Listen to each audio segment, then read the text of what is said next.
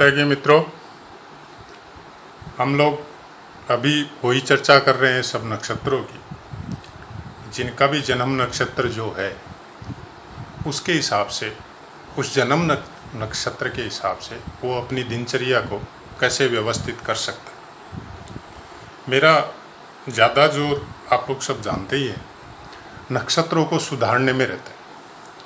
अगर हम लोग नक्षत्रों का प्रिडिक्शन या नक्षत्रों के बारे में अच्छी तरह जानकारी कर ले तो फिर जन्म कुंडली का प्रिडिक्शन या जन्म कुंडली से भविष्य फल जानने की शायद बहुत कुछ ज़रूरत ख़त्म हो जाएगी, क्योंकि दिनचर्या में सुधार और नक्षत्रों का ज्ञान, शुभ अशुभ समय का ज्ञान, गोचर में हम लोग क्या देख सकते हैं और किस हिसाब से चल सकते हैं और उसके अनुरूप हम लोगों को कैसे फल मिल सकते हैं, उसका अगर ज्ञान हो जाए तो बाकी चीज़ें अपने आप व्यवस्थित होती चली जाएगी।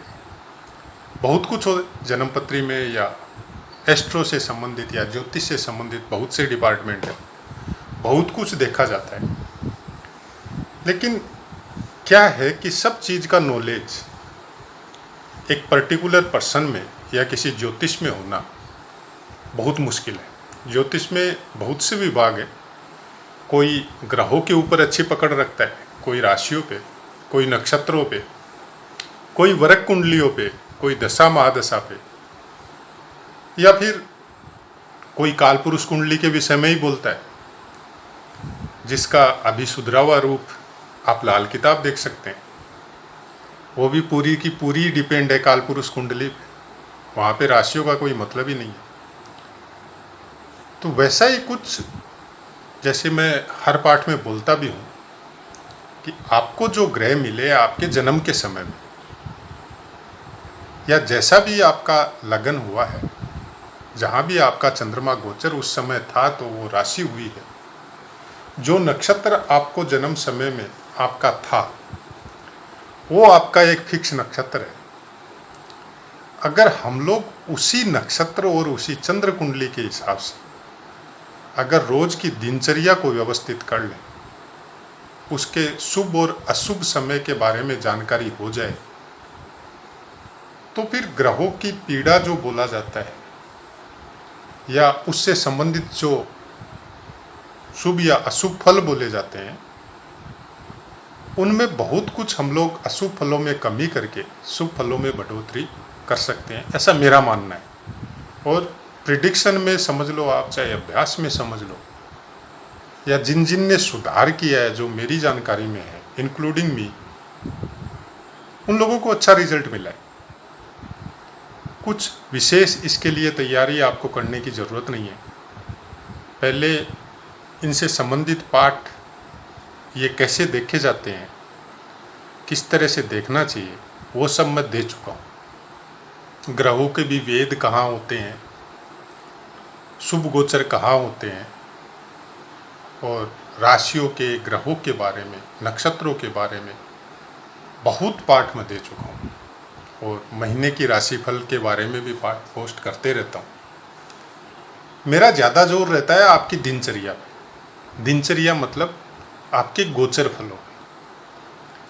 क्या होता है कि आप इसको इस तरह से समझे कि आपको जो मिला, सपोज आपके माता पिता ने आपके लिए बैंक में एक एफडी बना के छोड़ दी और वो आपको मिल गई। अब माता पिता का रोल यहाँ ख़त्म हो जाता है। मतलब आपकी जन्म कुंडली में जन्म के समय में जो ग्रह मिले आपको, वो आपको मिल गए और वो अपने हिसाब से फल दे के आपके लिए आकाश में स्थिर नहीं रहेंगे, वो आगे बढ़ गए और वो उनको जो देना था वो दे के आगे चले गए। उनकी अपनी जीवन यात्रा है, उनका अपना कारकत्व है, जो वो सबको समान रूप से देते हुए चलते रहते हैं। तो वैसे ही एफडी आपको मिल गई। अब एफडी का आपको करना क्या है? उस एफडी को आप तुड़वा के अपने भोग या फायदे के लिए उसको यूज करना है, या जब तक आपको चांस नहीं मिले और जितना हो सके, चाहे वो एफडी का इंटरेस्ट हो, तो कम से कम जितना खर्चा कर सके उतना करके अपने बारे में कुछ अलग सोचना, कुछ अलग काम करना और जहाँ तक हो सके उस एफडी की अमाउंट को और ज़्यादा आगे बढ़ाना। ये हो गया ग्रह का गोचर। मतलब आप क्या कर रहे हैं और किस तरह से कर रहे हैं। तो मेरा कहने का मतलब हमेशा यही रहता है कि आपकी जन्मपुत्री में जिस समय जो भी ग्रह थे वो थे। अब उनका जब आपका जन्म हुआ उनका भूमिका वहीं तक था, उन्होंने जो देना था वो दे दिया। अब उस दिए हुए को आप किस तरह से यूज करते हैं वो आपके ऊपर डिपेंड है, और उनका काम है कि वो उस चीज़ को कैसे यूज करवाते आपसे, वो गोचर डिसाइड करेगा।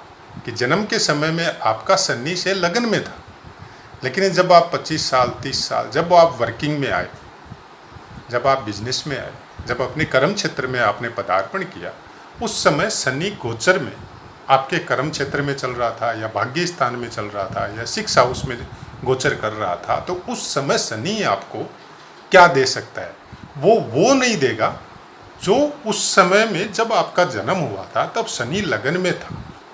वो फल वो नहीं देगा, उसने वो देना था वो दे चुका है। अब जब वो वापस उसी जगह में आएगा, उसी स्थान में आपकी जन्म कुंडली में आएगा, तब वो सोचेगा कि उसको क्या देना है। या बाकी ग्रह जब जैसे जैसे बैठेंगे, क्योंकि कोई भी चीज जो एक बार आपके जिस स्थान पे जिस अंशों पे जो बाकी सब ग्रह जहां बैठ गए, same as it is condition आपके जीवन में दोबारा रिवर्स होनी 99.99% पॉसिबल नहीं है। अब आप इसको पॉसिबल बना सकते हैं या बन सकता है वो मैं नहीं जानता, मेरी तो ऐसी हैसियत नहीं है कि मैं उसको पॉसिबल बना सकूं, और जहाँ तक मेरे को पता है कोई नहीं बना सका। हाँ, कोई जिनको अजर अमर का वरदान मिला हुआ है, या जिनको इच्छा मृत्यु का वरदान मिला हुआ है, या जो साधु संत अघोरी देवात्मा जो ब्रह्म आत्मा ब्रह्म में लीन है, कहीं पहाड़ों में तपस्या कर रही है, उनका एक अलग मैटर है। हम लोग साधारण जीव जो जन्मपत्री देखते हैं, जो जन्मपत्रियों पे विश्वास करते हैं, जो इस ज्ञान के बारे में जानकारी लेना चाहते हैं, उनके लिए इतना संभव नहीं है। तो उसी विषय में मैं इसका विधि क्या है वो सब पाठ में दे चुका हूँ। अभी मैंने शुरू किया है एक पर्टिकुलर नक्षत्र के लिए। सब कुछ बताना तो पॉसिबल नहीं है, लेकिन दिनचर्या को हम लोग कैसे व्यवस्थित कर सकते हैं सॉरी, और किस हिसाब से हम लोग अपने जीवन को काट सकते हैं, क्या क्या ध्यान रखना चाहिए, क्या नहीं रखना चाहिए, और उसके हिसाब से कैसे शुभ और अशुभ फलों की कमी और बेसी हम लोगों के साथ हो सकती है, उसी के बारे में सब नक्षत्रों को, हालांकि सब नक्षत्रों का पूर्ण फल, उसका कारकत्व, उसके वो फल वगैरह, उसके चरण वगैरह, ये सब की जानकारी मैं पोस्ट कर चुका हूँ। अभी केवल इन्हीं की बातें कर रहा हूँ मैं। तो आज बात कर रहे हैं आद्रा नक्षत्र की। जैसे आद्रा नक्षत्र का स्वामित्व राहु को है। अब जिनका भी आद्रा नक्षत्र होता है, हालांकि उसके बारे में पूरी बात मैं बता चुका हूँ, लेकिन अभी एक स्लाइड बता देता हूँ। क्या होता है कि मेरे पास या मैं कभी भी कोई चीज़ पहले से लिख के, सब किताबों में खोज के, या अपना ज्ञान को वापस रिवर्स में जाके जो पढ़ा हुआ है उसको वापस याद करके, और कहीं पे मैं उसको लिपिबद्ध करके, और फिर मैं चैनल में या उसके बाद मैं कोई लिखा हुआ पढ़ के वीडियो नहीं बनाता।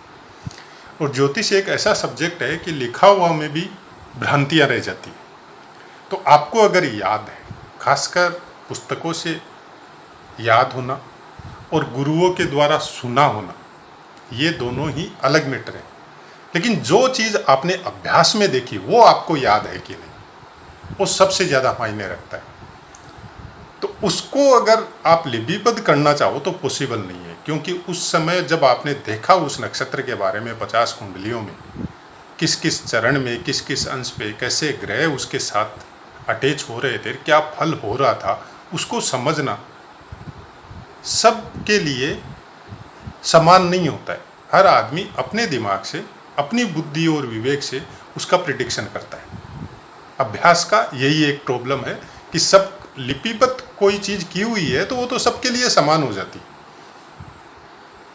लेकिन समान में भी आप जब अभ्यास में उसको कैसे लगाते हैं, किस तरह से देखते हैं, यह आपके ऊपर निर्भर होता है। तो आद्रा नक्षत्र जिनका भी होता है उनको कुछ आप ऐसे बोल सकते हैं कि ज्ञान की मात्रा और गुस्से की मात्रा कुछ ज़्यादा होती है उन लोगों में। लेकिन अब ये एक प्रॉब्लम है कि आद्रा नक्षत्र पे अगर चंद्रमा हो जाए तो वो आपका आद्रा नक्षत्र है, और तो क्या उसमें ज्ञान की मात्रा और गुस्से की मात्रा ज़्यादा होगी? मैं बोलता हूँ हर सब कुंडलियों के लिए पॉसिबल नहीं है। पहले तो यह देखना पड़ेगा कि लगन कुंडली में आपका चंद्रमा कौन सी राशि पे है और कौन से नक्षत्र पे है। तो आद्रा नक्षत्र कोई लगन कुंडली में आके 6 स्थान में हो गया, किसी में सप्तम में हो गया, किसी में नवम में हो गया, तो हर जगह तो सेम नहीं होगा और सेम फल आप बोल भी नहीं सकते। तो वो वहाँ पे ज़रूरत है आपकी बुद्धि और विवेक की। नॉर्मल ये होता है आद्रा नक्षत्र से कनेक्टेड आदमी प्रत्येक चरणों में अलग अलग फल होता है, जिनका वीडियो मैं ऑलरेडी पोस्ट कर रहा हूँ, बहुत मैंने कर दिए और बाकी भी मैं करूँगा, ऐसा बात नहीं है।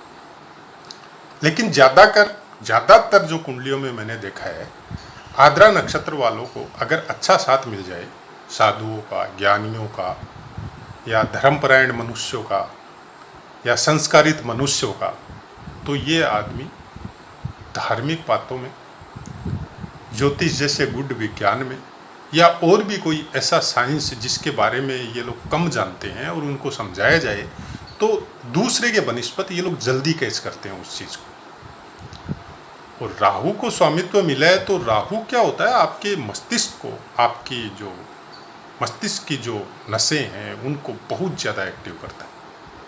उसकी वजह से इन लोगों के अंदर ज्ञान का एक भंडार होता है। बाकी ग्रह सपोर्ट नहीं करे, ज्ञान को ये लोग वोकल में या तर्क में नहीं ला सके, वो एक अलग मैटर है। लेकिन ज्ञान की मात्रा इन लोगों में, चाहे किसी भी क्षेत्र में जाओ, जिस क्षेत्र में भी जाते हैं, उससे कनेक्टेड जो काम है या ज्ञान है इनको भरपूर होता है, लास्ट तक पहुंचते हैं। अब बात करते हैं कि अगर आद्रा नक्षत्र है तो इनको कौन सी चीज़ों का, कौन सी बातों का ध्यान रखना है। सबसे पहले तो आप गोचर देखिए। गोचर में ये ग्रह मैंने लिख रखे हैं। सूर्य श्रवण नक्षत्र, मंगल रोहिणी नक्षत्र, बुध उत्तरा फाल्गुनी, शुक्र मघा नक्षत्र, गुरु अश्विनी नक्षत्र, राहु शनि उत्तरा भाद्रपद, राहु और केतु पूर्व भाद्रपद। ये ग्रह इन नक्षत्रों में होने नहीं चाहिए। क्यों नहीं होने चाहिए? इनको लता दोष बोला जाता है। लता दोष जनरली शादी विवाह या मांगलिक कार्य में देखा जाता है, लेकिन इसको आप दिनचर्या में भी अगर देखो तो आपको बहुत कुछ फायदा मिलता है। से आपको कोई अच्छा काम करना है, कोई शुभ काम करना है, तो खासकर आप इनको जरूर देखो। देखने का तरीका, आपके पास अगर फिजिकल पंचांग है तो उसके द्वारा देख सकते हैं, नहीं तो आप ज्योतिष का कोई भी ऐप डाउनलोड कर लो, उसके द्वारा आपको पता चल जाएगा कि अभी कौन सा ग्रह कौन से नक्षत्र में गोचर कर रहा है। तो आप जब भी कोई काम करो या आपके अंदर कोई विपदा आई या कोई तकलीफ आई, तो उस समय इनको देख लो आप कि इनमें से 2 ग्रह अगर वेद कर रहे हैं तब तो इतना प्रॉब्लम नहीं है, लेकिन 2 से ज़्यादा ग्रह अगर इन नक्षत्रों पे गोचर हो रहे हैं, वेद मैंने गलत बोल दिया, इन नक्षत्रों पे अगर गोचर हो रहे हैं तो वो इस नक्षत्र को पीड़ा देंगे। तो उसका कैसे, उसका तकलीफ को कैसे दूर कर सकते हैं? तो राहु वालों को सबसे हमेशा ध्यान रखना चाहिए, जिनका भी आद्रा नक्षत्र है, शिव पूजा कीजिए। शिव पूजा से बड़ा आद्रा नक्षत्र वालों के लिए दूसरा कोई पूजा नहीं। आप शिव पूजा कीजिए, अगर वो नहीं कर सकते हैं तो फिर माता का पूजा कीजिए। इन दोनों में से जो पसंद हो आपको, लेकिन पूर्ण भक्ति भाव और पूरे विश्वास के साथ कीजिए, तब इसका तकलीफ दूर हो सकता है। जनरली सब के सब ग्रह एक साथ इन नक्षत्रों पे नहीं आते, कभी 2 आएंगे, कभी 3 आएंगे, कभी 4 आएंगे। लेकिन खास बात यही देखना आपको कि 2 है तो उनमें एक सूर्य है कि नहीं।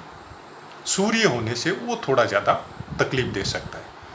इसको आपने समझ लिया। अब आद्रा नक्षत्र वालों को अगर कोई काम करना है तो उनके लिए शुभ नक्षत्र कौन कौन से है? तो ये सब शुभ नक्षत्र है आद्रा नक्षत्र वालों के। कौन कौन से है? पुनर्वसु, विशाखा, पूर्वा भाद्रपद, अश्लेषा, ज्येष्ठा, रेवती, पूर्वा फाल्गुनी, पूर्वाषाढ़ा, भरणी, रोहिणी, हस्त, श्रवण, मृगशिरा, चित्रा और धनिष्ठा।